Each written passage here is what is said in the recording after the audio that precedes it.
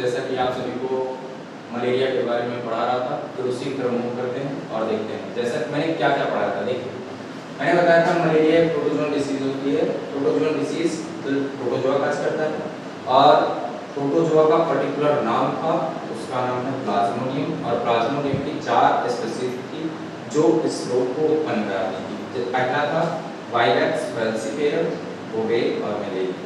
Vivax जो होता है वो बहुत ज़्यादा उसका इंक्यूबेशन पीरियड रहता है, उद्भवन काल बहुत समय तक रहता है, मतलब 70-80% बोल सकते हैं, ठीक। उसके बाद अगर किसी का होता है तो होता है फैल्सिपेरम का। फैल्सिपेरम फैटल डिसीज होती थी। फैटल डिसीज इक्वल टू क्या, बहुत ज़्यादा घातक होती थी। अगर प्लाज्मोडियम का फैल्सिपेरम वाला स्पीशीज अगर प्लाज्मोडियम का किसी पर्सन को इन्फेक्ट कर देता है तो उस व्यक्ति की मृत्यु निश्चित हो जाती है, मतलब घातक होता है, बहुत घातक होता है, ठीक। 4 स्पीशीज का वर्णन किया था। फिर मैंने एक टर्म आपको बताया था कि प्लाज्मोडियम अपना जो पूरा लाइफ साइकिल होता है, जीवन चक्र होता है, वह 2 जीवों के अंदर कवर करता है, मतलब 2 जीवों के अंदर रह करके वो अपने पूरे जीवन को व्यतीत कर देता है। अगर ऐसा पैथोजन हो जो अपना लाइफ साइकिल को 2 होस्ट में कंप्लीट करता हो, 2 जीवों के अंदर रह के प्रवेश करता हो, तो उसको क्या बोलते थे, द्विकोषिकीय बोलते थे।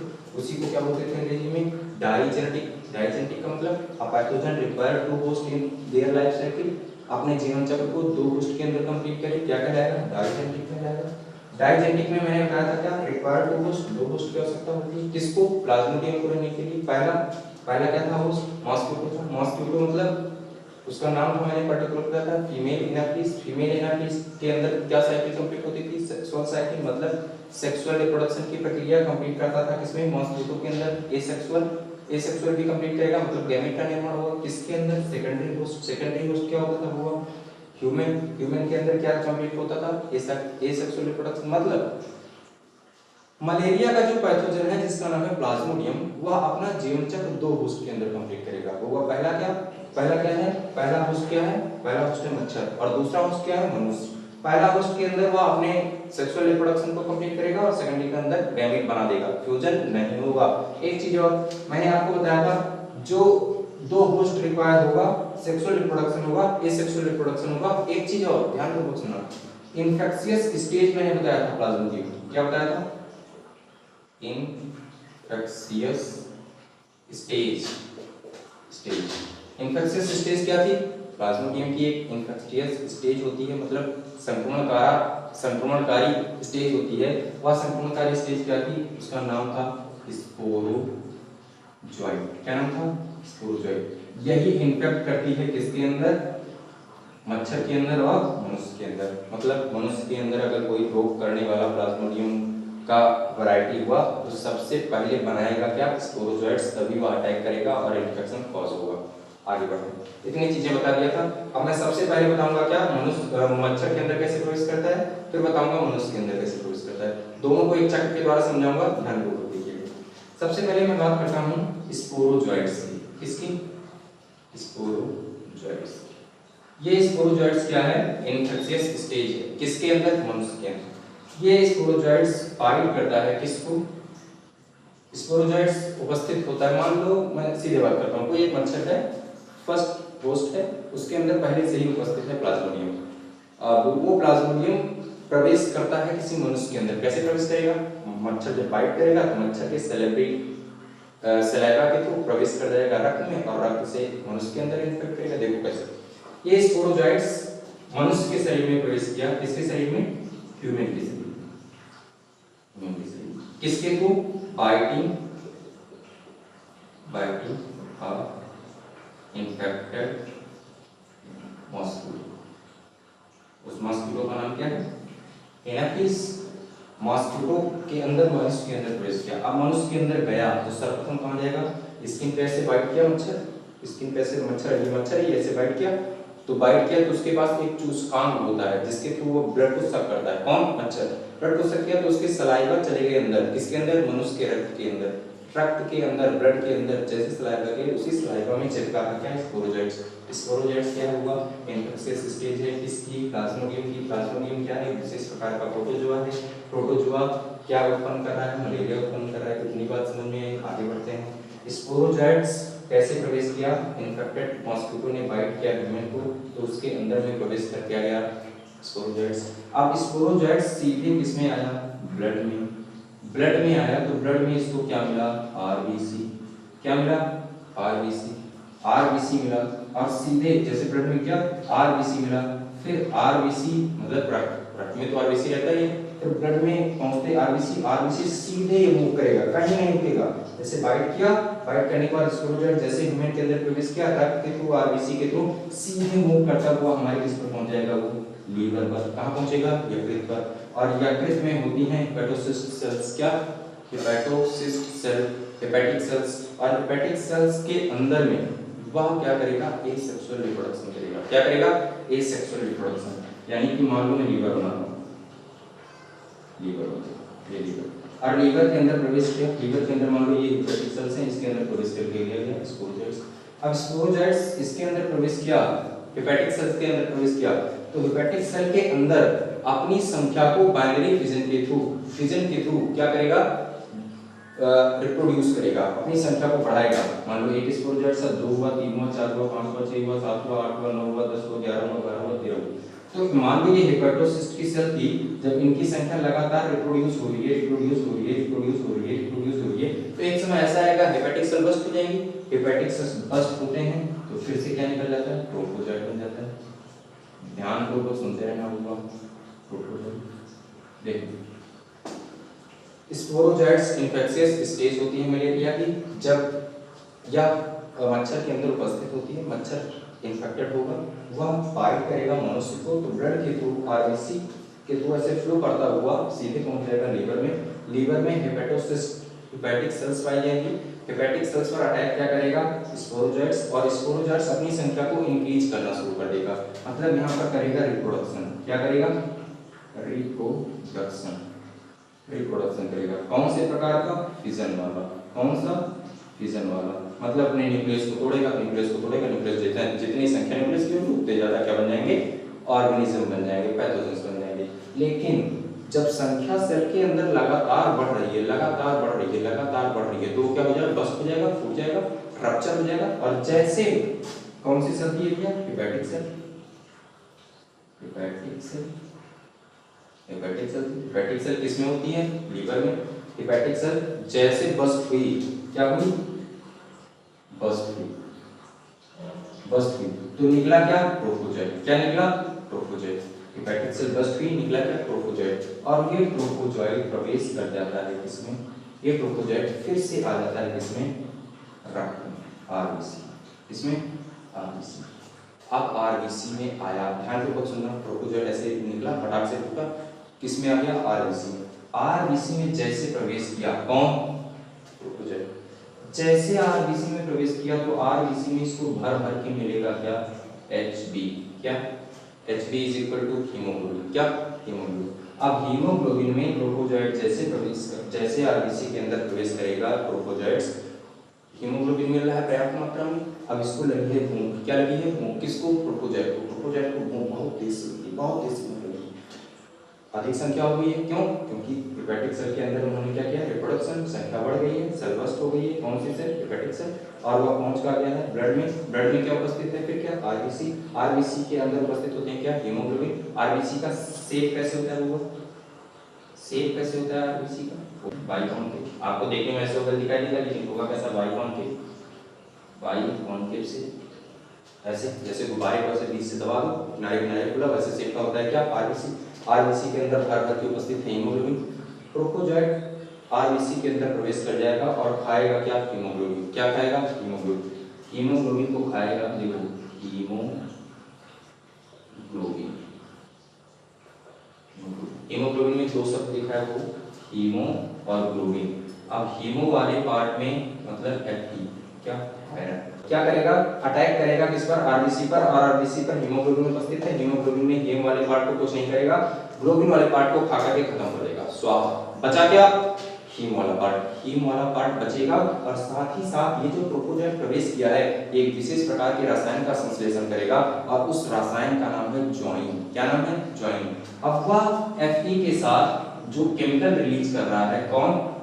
केमिकल रिलीज कर रहा है ट्रोफोजेट, वो केमिकल और एथलीन दोनों आपस में बाइंड कर जाएंगे और एक विशेष प्रकार के पदार्थ का निर्माण करेंगे जिसको बोलेंगे क्या, हीमोजॉइन। हीमोजॉइन क्या बोलेंगे, हीमोजॉइन। और जैसे हीमोजॉइन बनेगा, मतलब देखो आरबीसी के अंदर हीमोग्लोबिन था, हीमोग्लोबिन को ट्रोफोजेट अंदर में प्रवेश करके खाए तो बचा क्या, हीम बचा, और ट्रोफोजेट ने रिलीज किया क्या है, केमिकल। अब हीम वाला पार्ट केमिकल के साथ जुड़ करके हीमोजॉइन बनाया। ध्यानपूर्वक सुनना, जैसे ट्रोफोजेट इसके अंदर पहुंचेगा, खाना मिलेगा पर्याप्त मात्रा में, अगर किसी को भोजन मिल रहा है तो रिप्रोड्यूस आराम से कर सकता है। वह रिप्रोड्यूस करना शुरू करेगा तो संख्या बढ़ेगी, फिर आरबीसी की संख्या होगी बस्ट होगी, मतलब आरबीसी की सेल भी क्या होगी, बस्ट होगी। जैसे बस्ट हुई आरबीसी की सेल, निकला क्या बाबू, हीमोजॉइन। और हीमोजॉइन एक विशेष प्रकार का केमिकल होता है जो हमारे शरीर में क्या उत्पन्न कराता है, कौन सा सिम्टम देता है, फीवर। क्या देता है, फीवर। मतलब हमको मलेरिया बुखार हुआ तो हमको जब मलेरिया बुखार होगा, जब ये सब प्रोसेस इतना कंप्लीट हो जाएगा, आरबीसी तक पहुंच जाएगा, हीमोग्लोबिन को खा जाएगा, हीम वाले पार्ट्स के साथ केमिकल जुड़ जाएगा, उसके दो मतलब अगर हमको आज मच्छर काटा है तो 3-4 दिन बाद हमको बुखार होगा। कितने दिन बाद, 3 या 4 दिन बाद बुखार होगा। जब तक रिलीज क्या नहीं होगा, हीमोजॉइन रिलीज नहीं होगा। कब रिलीज होगा, जब आरबीसी बस्ट होगी। आरबीसी कब बस्ट होगी, जब ट्रोफोजेट इसके अंदर एसेक्सुअल प्रोडक्शन करेंगे। एसेक्सुअल प्रोडक्शन क्यों करेंगे, क्योंकि इनको भरपूर भोजन मिलेगा। भोजन कहां से मिलेगा, आरबीसी के अंदर हीमोग्लोबिन बहुत मात्रा में उपस्थित होते हैं, ग्लोबिन वाले पार्ट को खा जाता है और हीम वाला पार्ट बचा रह जाता है। फिर वही ट्रोफोजेट रिलीज करता है विशेष प्रकार का केमिकल, वह केमिकल ज्वाइंट हो जाता है हीम अर्थात आयरन के साथ और एक विशेष प्रकार के रसायन का निर्माण करता है जिसे हीमोजॉइन कहते हैं। आरबीसी की सेल के अंदर ट्रोफोजेट की संख्या इंक्रीज हो जाती है, जिससे क्या निकलते हैं, ढेर सारे निकल जाते हैं ट्रोफोजेट्स, और ट्रोफो बस्ट होती है, जैसे ट्रोफोजेट बाहर निकलते हैं उसी के साथ हीमोजॉइन भी निकल जाता है। जैसे हीमोजॉइन निकलता है हमको सिम्टम्स आने लगते हैं किसके, फीवर से। कितनी बातें कंप्लीट, थोड़ा सा आगे बढ़ते हैं। अब आरबीसी से ट्रोफोजेट ऐसे बाहर निकला, लेकिन कुछ ट्रोफोजेट्स जा करके यहां से निकला,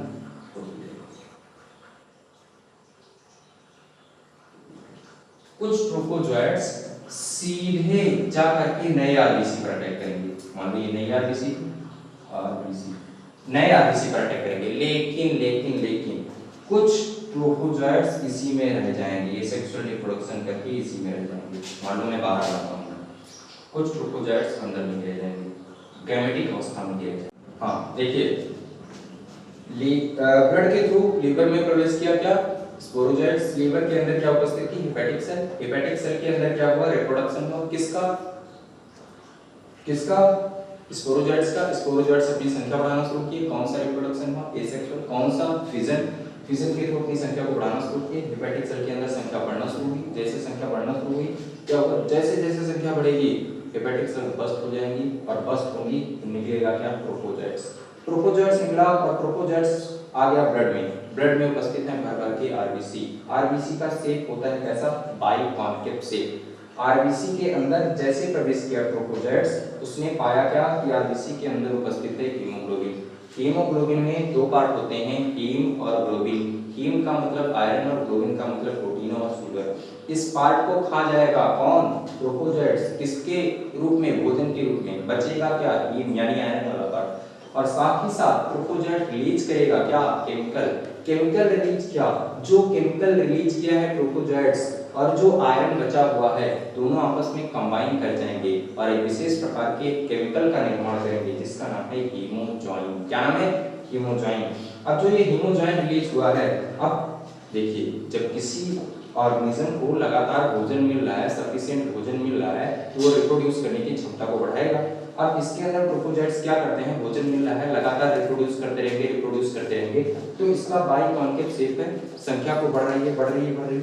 जैसे संख्या इंक्रीज हुई, आरबीसी का जो शेप बाइकॉन्केव था वो चेंज हो गया। क्या हो गया, चेंज हो गया, और क्या बना, सिग्नेट रिंग शेप में कन्वर्ट हो गया। किसमें, सिग्नेट रिंग शेप। मतलब अगर आप गुब्बारे में ऐसे गुब्बारा लीजिए, हवा भरी हुई उसमें, उसको ऐसे आप दबाएंगे तो ऊपर की तरफ से निकल आएगा, मतलब आरबीसी का शेप है बाइकॉन्केव शेप, बाइकॉन्केव शेप के अंदर भर भर के संख्या में इस ट्रोपोजोइट ने क्या किया, रिप्रोड्यूस किया, रिप्रोड्यूस संख्या बढ़ने लगी, तब एक उभार निकल आएगा आरबीसी कोशिका के अंदर, और उस उभार के कारण उसका शेप कैसा हो जाएगा, रिंग के समान, अंगूठी के समान, शादी विवाह में जो अंगूठियां पहनाई जाती हैं उसके समान हो जाएगा। तब इस रचना को मैं बोल दूंगा क्या, सिग्नेट रिंग शेप आरबीसी की रचना है। समय ज्यादा बढ़ेगा और संख्या बढ़ेगी, आरबीसी की सेल जो सिग्नेट रिंग शेप हो गई है वो बस्ट हो जाएगी। जैसे बस्ट हुई निकला क्या, हीमोजोइन। हीमोजोइन कैसे बना था, हीम वाले पार्ट को लेकर के, और साथ में उसके साथ जो केमिकल रिलीज किया था किसने, ट्रोपोजोइट ने। हीमोजोइन रिलीज हुआ, जैसे हीमोजोइन रिलीज हुआ एक सिम्टम हमारे अंदर दिखाई देगा किसका, फीवर का। आगे बढ़ते हैं। जब आरबीसी से निकला क्या, ट्रोपोजोइट्स, ढेर सारे ट्रोपोजोइट्स निकले, तो वो कुछ ट्रोपोजोइट्स अटैक करेंगे नए सेल्स को, नए आरबीसी सेल को, नए आरबीसी को इफेक्ट करेंगे, तो फिर वही प्रोसेस चलेगा, उनके अंदर रिप्रोड्यूस करेंगे, हीम वाले पार्ट को निकालेंगे अलग, जॉइंट को खा लेंगे, फिर सिग्नेट रिंग शेप में कोट होगा, फिर बस्ट होगा। लेकिन कुछ ट्रोपोजोइट्स गैमेट का निर्माण करेंगे। किसका निर्माण करेंगे, गैमेट का। अब वो गैमेट कैसा होगा, माइक्रो और मैक्रो टाइप का। माइक्रो मेल को कन्वर्ट करेगा, मेल को इंट्रोड्यूस करेगा, और माइक्रो फीमेल को इंट्रोड्यूस करेगा। ये दोनों गैमेट फ्यूज नहीं होंगे। किसके अंदर, मनुष्य के अंदर बात हो रही है, मनुष्य के अंदर फ्यूज नहीं होंगे। उसी समय रात के समय जब हम सोते हैं तो ये माइक्रो और मैक्रो गैमेट ऐसे फ्लोट करते रहते हैं ब्लड के ऊपरी सरफेस पर। उसी समय कोई नया मॉस्किटो जो इन्फेक्टेड नहीं है वह बाइट करेगा मनुष्य को जो इन्फेक्टेड है, किससे, मलेरिया से।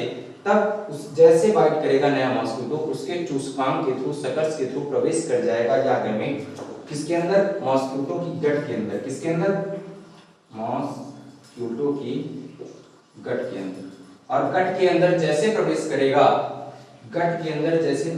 वहां हो जाएगा क्या, फ्यूजन। फ्यूजन का मतलब फर्टिलाइजेशन, निषेचन। दोनों गैमेट आपस में माइक्रो और मैक्रो जुड़ जाएंगे। जैसे जुड़ेंगे बनेगा क्या, जाइगोट का निर्माण। और ये जाइगोट डेवलप करके किसका निर्माण कर देंगे, ढेर सारे ookinets का। किसका, ookinete। किसका निर्माण कर देंगे, ookinete का। और ये ookinete आपस में गुच्छे के रूप में हो जाएगी, जिसको मैं क्या बोलूंगा, oocyst बोलूंगा। ये देखो oocyst, और ये oocyst गट की वाल की तरफ आ जाएगा, और गट की वाल को घेरता हुआ पहुंच जाएगा मच्छर के, मॉस्किटो के सैलिवरी ग्लैंड में। किसमें, सैलिवरी ग्लैंड में। किसमें पहुंच जाएगा, सैलिवरी ग्लैंड। सैलिवरी ग्लैंड का मतलब लार ग्रंथियों पर, और लार ग्रंथियां मान लो ये लार ग्रंथियां हैं मनुष्य की, उसकी, मच्छर की, और इसमें भर भर के क्या उपस्थित हो गए हैं, oocyst। और oocyst अंदर में जाकर के लार ग्रंथियों के अंदर बस्ट हो जाएगा और कन्वर्ट हो जाएगा। वो oocyst के अंदर जो ookinete है वो कन्वर्ट हो जाएंगे स्पोरोजोइट में। किसमें, स्पोरोजोइट में। विकास मैंने बताया था इन्फेक्शियस स्टेज होती है स्पोरोजोइट्स, मतलब ookinets कन्वर्ट हो गए स्पोरोजोइट्स के रूप में, और स्पोरोजोइट्स लार ग्रंथि में उपस्थित हो जाएगी मच्छर की। अब जब मच्छर फिर से किसी व्यक्ति को, स्वस्थ व्यक्ति को काटेगा, तो ये स्पोरोजोइट्स फिर से मनुष्य के अंदर प्रवेश करेंगे, फिर से लीवर के अंदर जाकर के हेपेटिक सेल के अंदर बस्ट होंगे, सेक्टर रिप्रोड्यूस करेंगे, फिर हेपेटिक सेल बस्ट होगी तो ट्रोपोजोइट निकलेगा, ट्रोपोजोइट आरबीसी पर अटैक करेगा, आरबीसी के अंदर क्या होगा, सिग्नेट रिंग शेप संरचना बनेगी, क्योंकि रिप्रोडक्शन होगा यहाँ पे, एसेक्सुअल रिप्रोडक्शन, और अपनी संख्या को बढ़ाएगा, फिर हीमोजोइन रिलीज होगा, फिर सिम्टम आएंगे फीवर वाले, और ये चक्र लगातार चलता रहेगा। और इसी को क्या बोलेंगे हम, मलेरिया का, किसका, लाइफ साइकिल बोलेंगे। किसका, प्लाज्मोडियम का। किसके अंदर, मनुष्य के अंदर और मच्छर के अंदर।